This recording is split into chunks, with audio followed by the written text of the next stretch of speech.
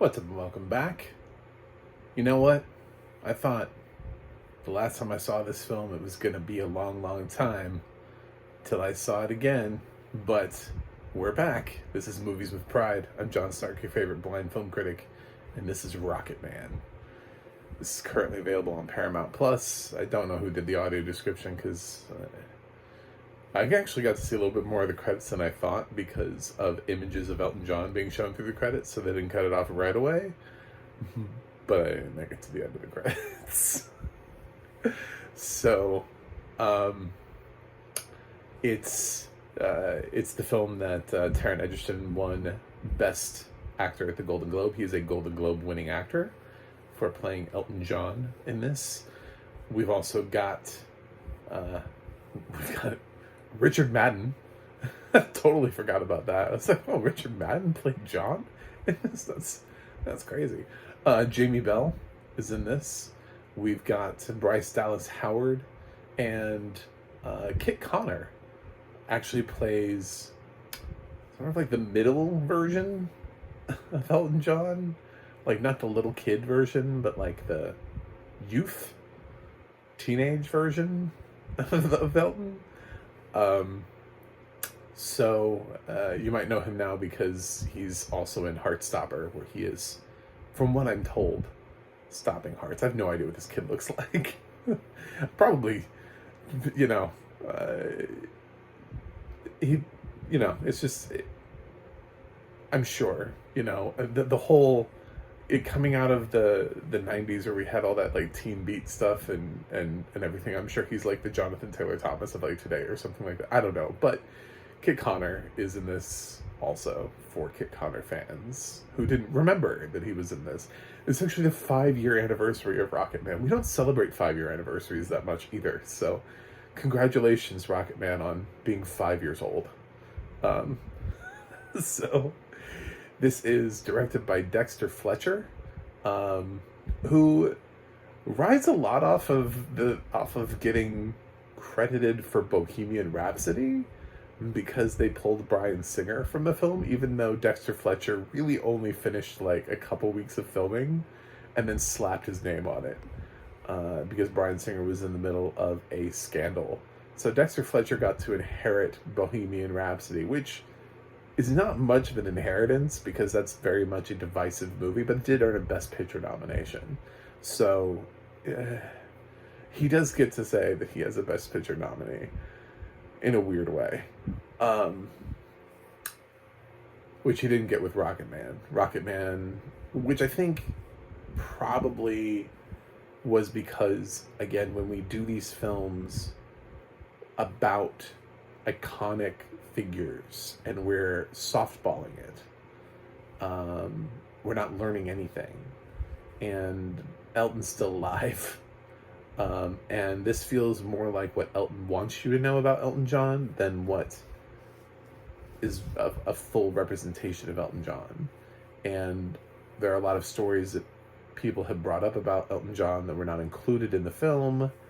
The film maintains mostly a positive tone throughout it. Even when it's depressing, it's got Elton's music pumping through it. So it's like really hard to ever get, he may be down on his luck or down about himself because somebody's told him again that he doesn't look like a pop star, or he's fat, or whatever. But then he's got like, I don't know, Benny and the Jets jamming in the background. It's just like really hard to get sad. You're like, Benny! It's like, he has a couple of songs that are like kind of slow and a little bit more depressing and maybe introspective, and we kind of use those like occasionally in moments, but he's got a lot of songs that are just like killer songs. I do think one of my favorite scenes in the movie is when he starts playing Your Song, and I think that is probably one of the better songs. Actually, if you love the music of Elton John, I think this is probably going to skew positive for you regardless, because there's so much of it in here. And it sounds great. Taron sounds great on it. So yeah, I really don't have. It's funny that there are scenes in here that I love. I love the scene where he's sitting down with sort of like an earlier in his career, sort of record executive, and he's written like a great song, and the exec's like, play me another one, play me another one, play me another one, and of course they're all hits, right? They're all like songs that we know nowadays, and the exec is like, no, those are shit. Those are all shit. And you're like, that was Daniel. I can still sing that song. I haven't heard that song in like 20 years. Daniel, you're a star in the face of the sky. I mean, like, I still like know that song, even though I think the last time I heard it, like, I was like under the age of 18. Like I was a minor. It's weird. His music really truly is so catchy, and it transcends, and it celebrates the artist. So if you look at it from that perspective, and you're not looking for a reality check biopic, I think this works. The problem is it wants to kind of be a reality check biopic. It wants both. It opens up at the beginning of the film with Elton going into like and I don't even want to say an AA meeting, because he basically says he's an addict to everything. So just like an addict meeting, he's like, I'm this, and this, and this. Let me tell you my story. Okay, but then you're not really. Then you want to be serious. Then you want to pull us in, and you want to say, okay, let's have a real talk. We're going to have a deep dive into Elton's life. We're not really having a deep dive into Elton's life. We're just having the parts of Elton's life that he feels comfortable putting on screen that draw sympathy. The kinds of stuff about having a father that like walked out, who later on he's able to call back, and he goes and visits. And his dad really just does not give a fuck that his son is Elton John. At this point in his career, Elton John's like selling out stadiums, and he goes to visit his dad, and like his kids know who he is, and they have a record. They have one of his albums, and he thinks for a second that he gets to sign an album for his dad, and his dad's like, oh no, could you sign it for Arthur, to Arthur? He's really gonna get a kick out of this. It's like, you don't get a kick out of this? You're gonna give away the album of me that you own to some dude? Whatever. Like there wasn't any sort of like serious conversation. And he sees it, his dad left and then had more kids. Of course, like we didn't really have like a deep conversation with those kids, but I have a slight suspicion they probably also think their dad's an ass. Like on some level. They realize that their dad is not somebody who likes being a father. So we explore that. So we're exploring these things about his life. We're exploring when his relationship with John, played by Richard Madden once again. Because I totally forgot Richard Madden was in this film until I looked at IMDb just to make sure I could get like a full grasp of everybody who was in the film. I was like, Richard Madden was John? What? That's just like, it blew my mind. I don't even think the first time I remembered that. Like, I don't think I processed that until like this review. Like in this moment, I'm just like, Richard Madden from Game of Thrones? Richard Madden? So confused. Anyway, but until that moment, because it just didn't sound like him. Like I've seen like all of Game of Thrones, and I don't know, he's doing a different accent or something. But yeah, it does. He has like that abusive moment, right? And he deals with drugs and alcohol in this, and like there are moments, there are these like fleeting moments of, my life wasn't great, guys, and people keep calling him fat. It's just like, but at the same time, it feels still like a celebration. It feels like this odd celebration where he just keeps proving people wrong, where like he gets sort of knocked down and then he just pops right back up and he's like, but I'm a badass. So I don't know that it's as introspective as it thinks it is or wanted to be. And I think that's maybe why people are a little bit hesitant to talk about Rocket Man. But Elton John is like one of the greatest gay icons, and it's Pride Month, so of course I was gonna like when I saw Rocket Man had audio description. First of all, I hadn't done anything from Paramount Plus yet from any of my other Pride movies, so I wanted to do something that represented another streaming service, just in case. I don't know what streaming services you guys have, so I just want to be able to say this is on this streaming service if you are limited in your streamers. And yeah, it's I actually enjoy it. I don't. It's like Bohemian Rhapsody. Like there's fluffy stuff within Bohemian Rhapsody that is enjoyable, which is why it's not. I don't hate Bohemian Rhapsody. I don't think Bohemian Rhapsody is a great cinematic achievement, and neither do I think Rocket Man is a great cinematic achievement. I think perhaps it is a nice wake up call to what Taron Egerton is, like what his potential is, outside of just being pretty, you know, and being like a potential like future A-lister, and like I'm sure he's gonna anchor like a Marvel movie at some point in his life. Like it's coming. I feel like, you know, Taron Egerton is blank. You know, I don't know what he's gonna be, maybe with something. Yeah, it does sort of have everything in it, and but then the kitchen sink is missing. You know, there's that one thing where you just feel like you're like, well, this is too simple. This can't be it. You know, and granted, it's not like it goes through like the whole thing, like the whole life. Like we won't have like a period of time where he's sitting there like racking his brain over like creating the music for Lion King. You know, I mean, it just doesn't go like the whole distance. We do eventually get to a point where they just sort of give you text at the end, and then they wrap it up, and they're like, well, this is what Elton's life is like now. I think we all secretly want to dress like Elton John, and not necessarily wear the same clothes, but we just want that like level of confidence, or for people to think of us as a rock star, because it's literally just like I could wear anything and people are like, oh well, that tracks, you know, that, you know, good, that's great, you know. I mean, he can put on whatever he wants. He sees it in his story, he's like, I like that, I want to wear that.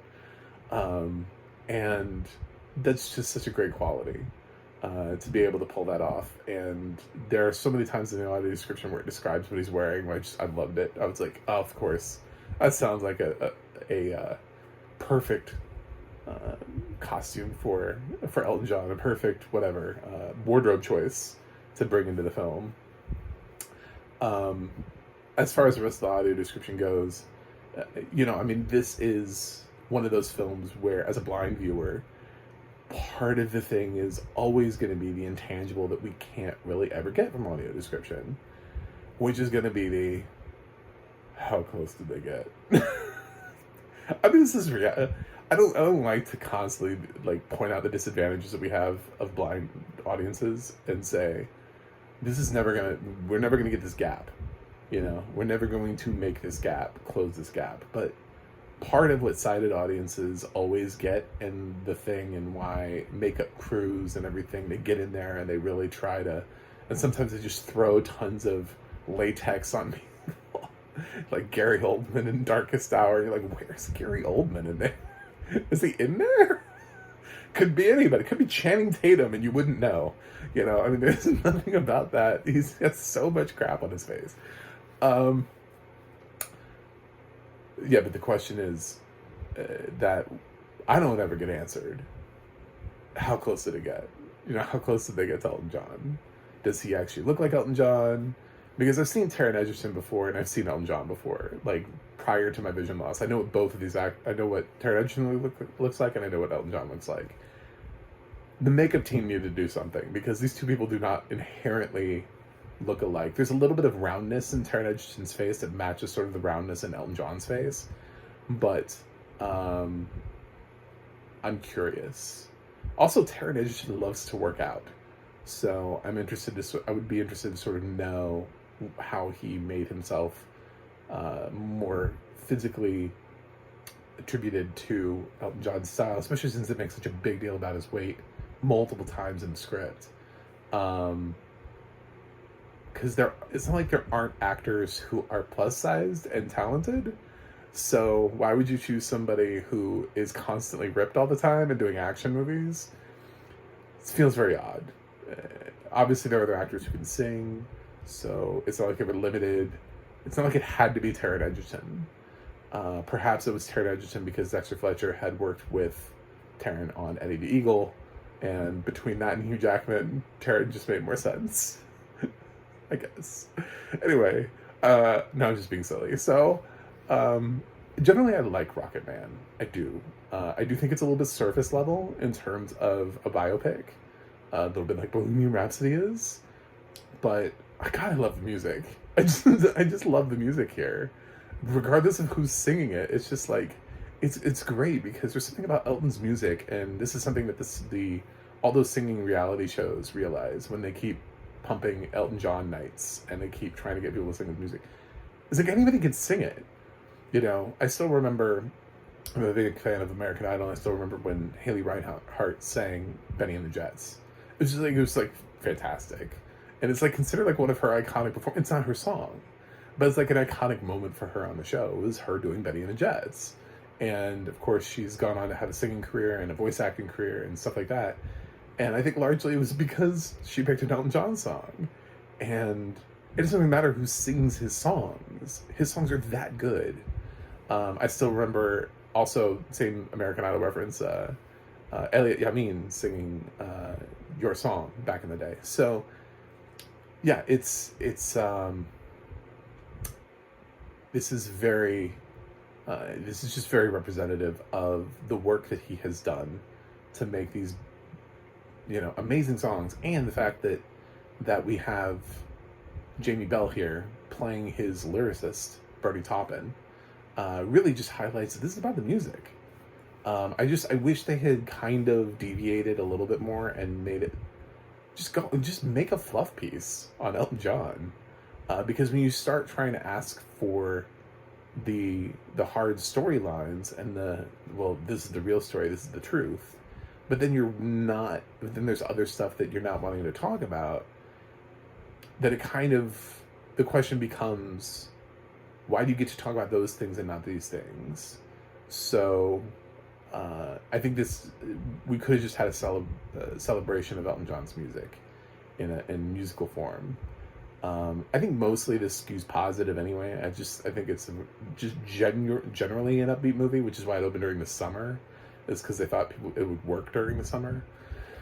So, anyway, those are my thoughts. I like the audio description track. It does a really good job of pointing out the costuming, at least, which seems integral to who Elton John is as a person.